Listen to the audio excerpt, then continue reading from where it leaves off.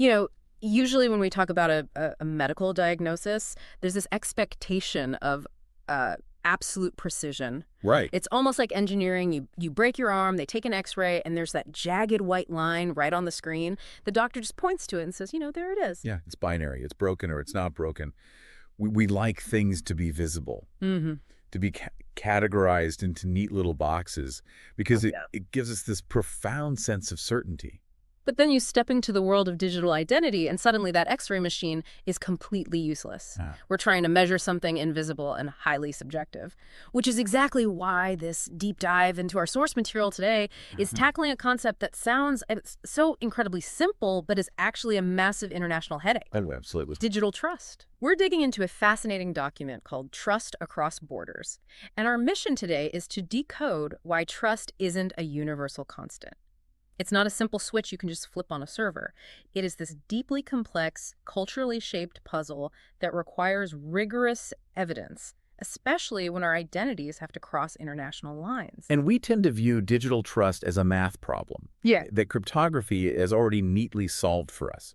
You have a secure password, you have an encrypted connection, and boom, you are automatically trusted. Right. The math works, so the trust is there. Exactly. But this deep dive makes it painfully clear that trust is never a mathematical constant. It shifts dramatically based on the environment, the culture, and the legal system it happens to be operating within. Okay, let's unpack this, because as I was going through the material, I kept getting tripped up by the word itself, trust. We use that exact same word for completely different things in our daily lives. Think about it.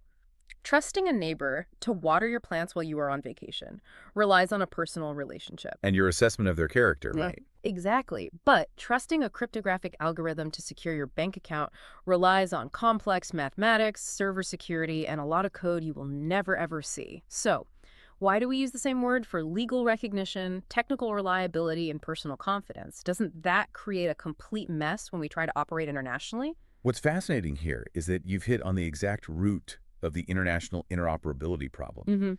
Assuming a single word translates into a single reality is a disaster waiting to happen across borders. Wow. Yeah, the source material points us to the UNCA model law. That's the United Nations Commission on International Trade Law. Right, UNCA. Their approach to identity management is brilliant because it forces us to stop treating trust as a vague assumption or an emotional feeling. Instead, it demands that we treat it as a structured, evidence-based judgment. An evidence-based judgment. So, stripping away the emotion entirely, identity doesn't just exist in a vacuum then. Not at all. In fact, their definition of identity is incredibly revealing.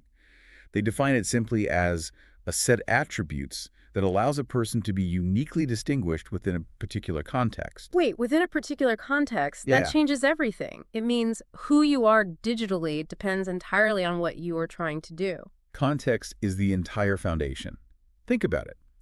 In a small village, trust might be grounded purely in personal relationships. Sure. But in a massive corporate environment, it's about institutional reputation and ID badges. Right. You don't know everyone in the building. Exactly. And in international trade, it's about formal legal rules, certification schemes, and dense audit trails. A digital credential might be mathematically flawless, but if it is culturally unfamiliar or lacks context for the institution being asked to rely on it, it's practically useless. Okay, so if context is the foundation of identity, we really have to look at the biggest context of all, which is human culture and history.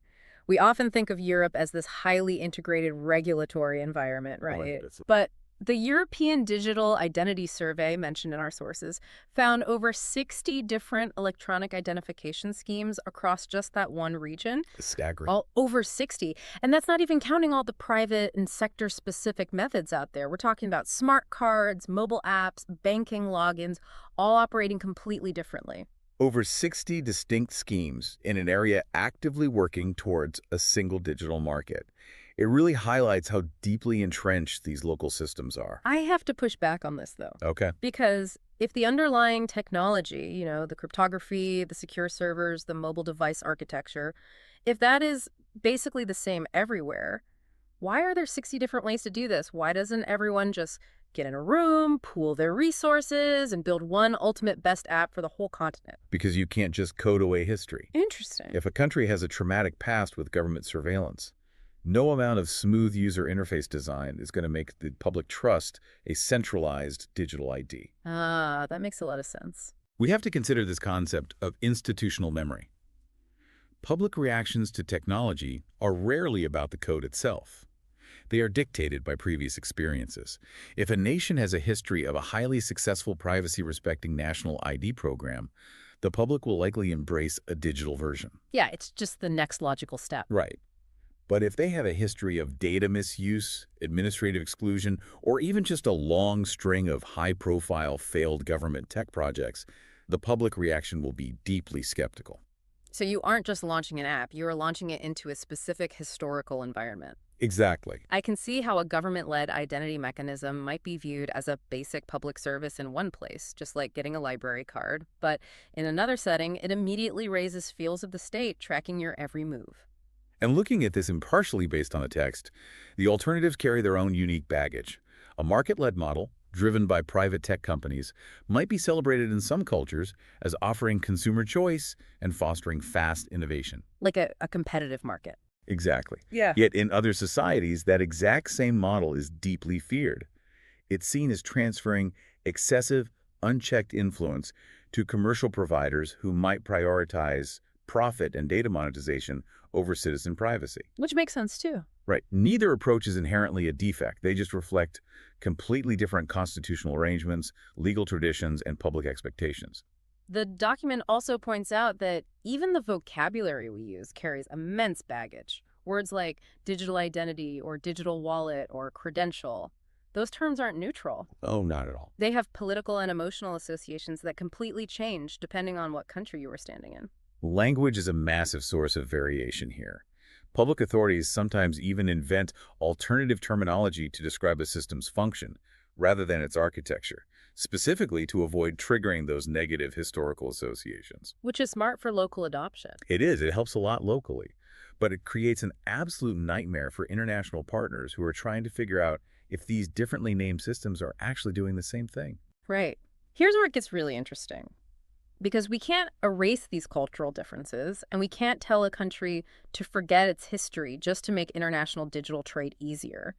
If international agreements can't rely on everyone building the exact same system, we need a way for all these different systems to talk to each other safely. Exactly. As I was reading this, it reminded me of traveling internationally with electronics. Oh, that's a great comparison. If I travel to a foreign country, I don't demand that they rip open their walls and rewire their entire electrical grid to match my laptop's specific plug. That would be a bit arrogant. Yeah, that would be demanding sameness.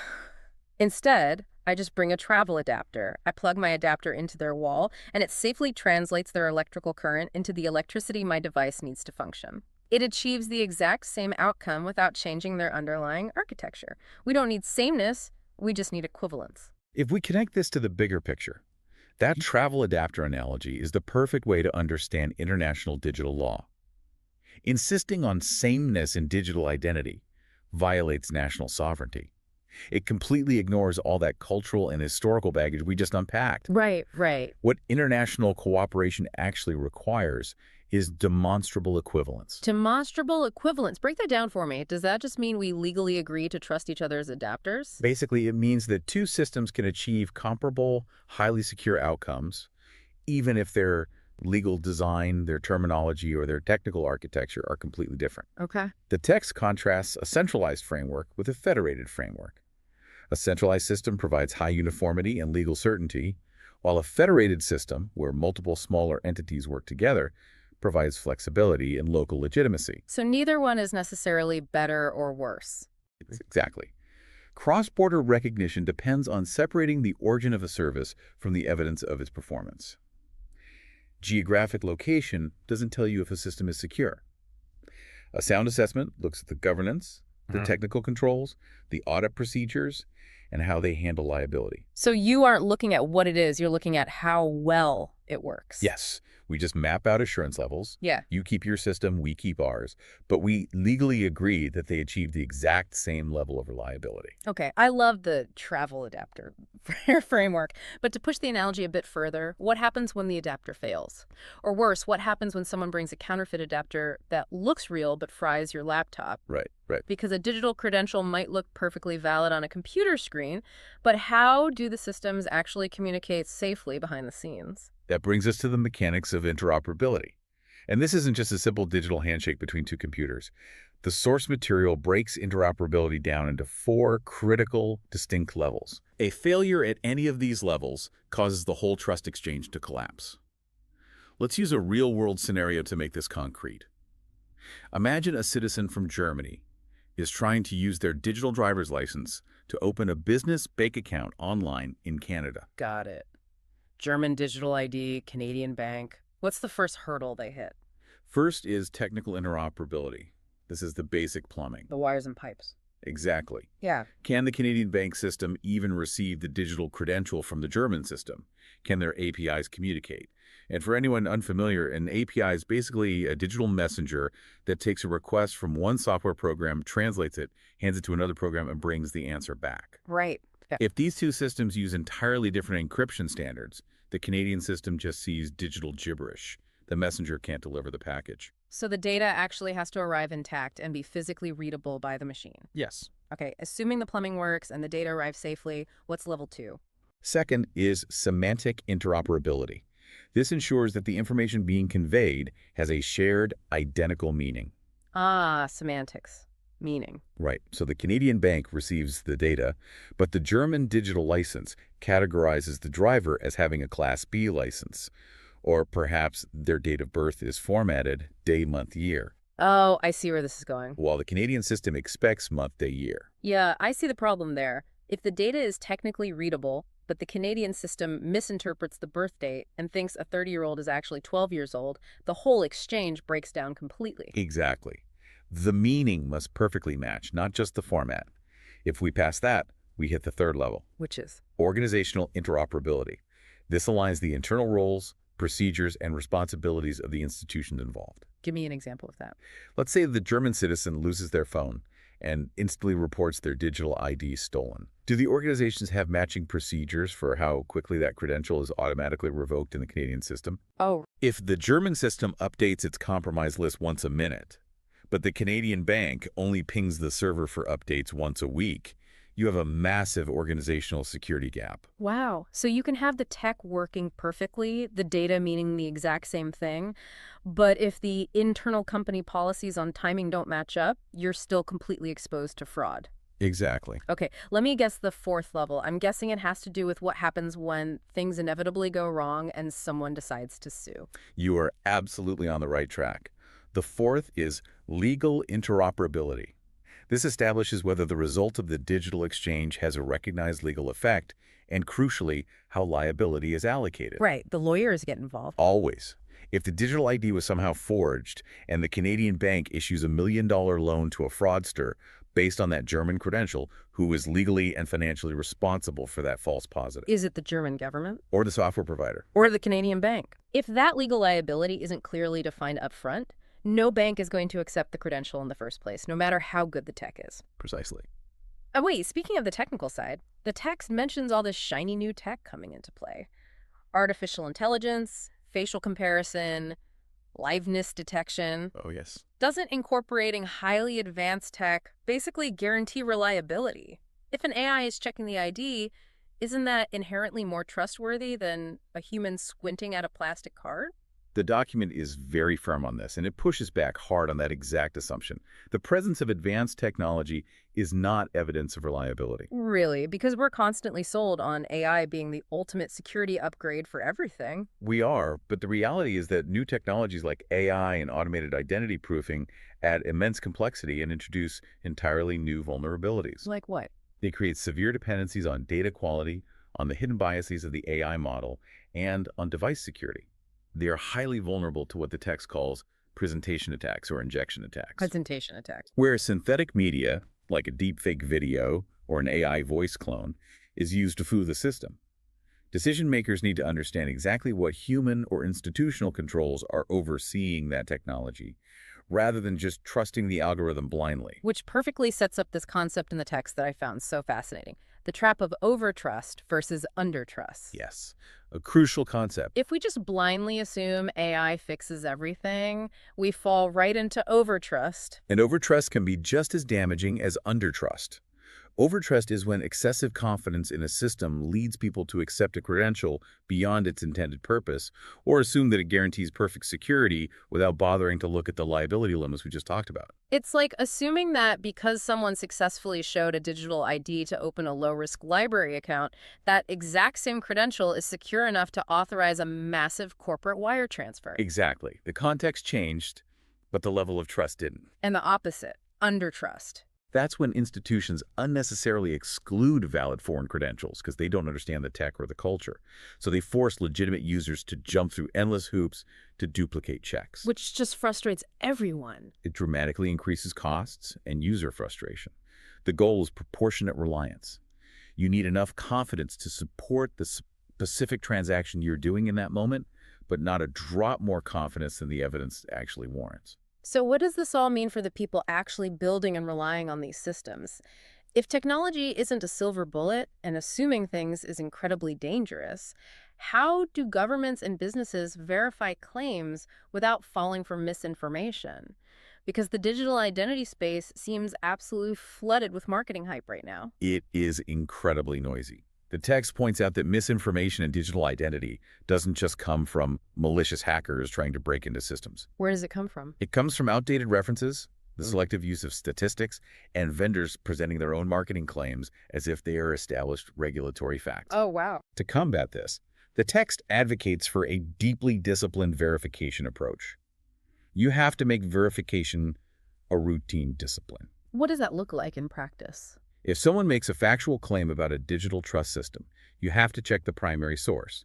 You check the date. You check the jurisdiction. A massive pitfall the document highlights is confusing forecasts with facts. Meaning mixing up what a tech company wants to happen in the future with what is actually happening today. Exactly. Reports in this field often blur the lines between existing legal obligations, announced implementation plans, and vendors' aspirations for future adoption. So they sell the dream as if it's already built. Yes, you have to separate the actual operational services from the planned capabilities.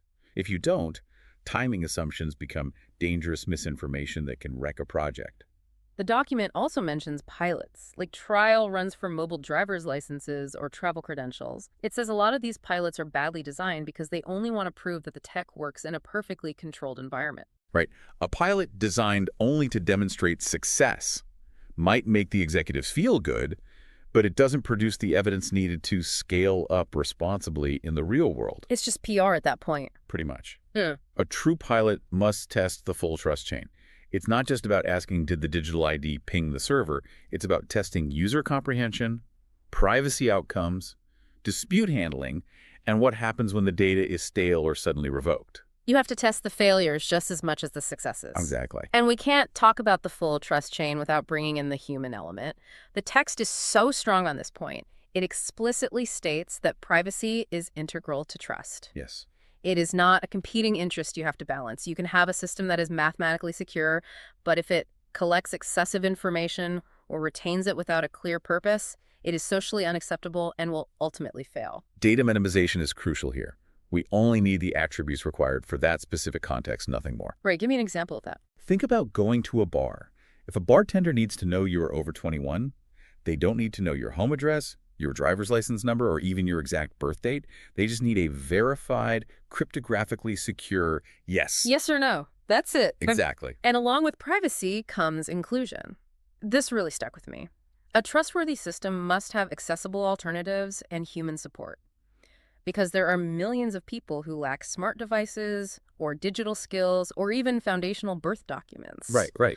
If you build a rigid digital system without human safety nets, you are unintentionally transferring all the risk and all the cost to the most vulnerable people in society. Which fundamentally undermines the trust of the entire institution. Yeah. Trust across borders and even within them must be earned, interpreted, and constantly maintained with verifiable evidence. It is never, ever permanent. It's a calibrated judgment, proportionate to risk, and deeply respectful of local history. It's not a light switch. It's a dial that requires constant adjustment and continuous evidence. It's the only way digital trust can operate across borders without erasing the legitimate historical differences between jurisdictions. Well, as we wrap up this deep dive into the source material, I want to leave everyone with a final thought to ponder. Towards the end of the document, there's a brief but genuinely chilling mention of synthetic media and impersonation attempts and how they require layered assurance. The text states that no single control, not a password, not a physical ID document, can eliminate fraud anymore. You need biometrics, behavioral indicators, transaction monitoring, and human review all layered together to even stand a chance. Yeah, it's intense. Now, take a step back and think about your own daily life. The document applies this concept to governments and massive institutions crossing international borders. But as AI impersonation gets better, faster, and cheaper, we are all becoming our own cross-border authorities. Oh. In the very near future, when you get a frantic phone call from a family member or an urgent email from your boss asking for money, you won't just be able to rely on the sameness of their voice or the familiarity of their email address. Because that can all be faked. Exactly. You will personally have to apply layered assurance. You'll find yourself checking behavioral indicators, looking for weird contextual clues, or asking specific historical questions that only they would know, just to verify the digital identity of the people you love. That's a scary thought. The rigorous, disciplined international rules of digital trust that we've discussed today, they aren't just for governments anymore. They are about to become the personal rules of everyday survival. Absolutely. Thanks for joining us on this deep dive. Stay curious, demand the evidence, and we'll catch you next time.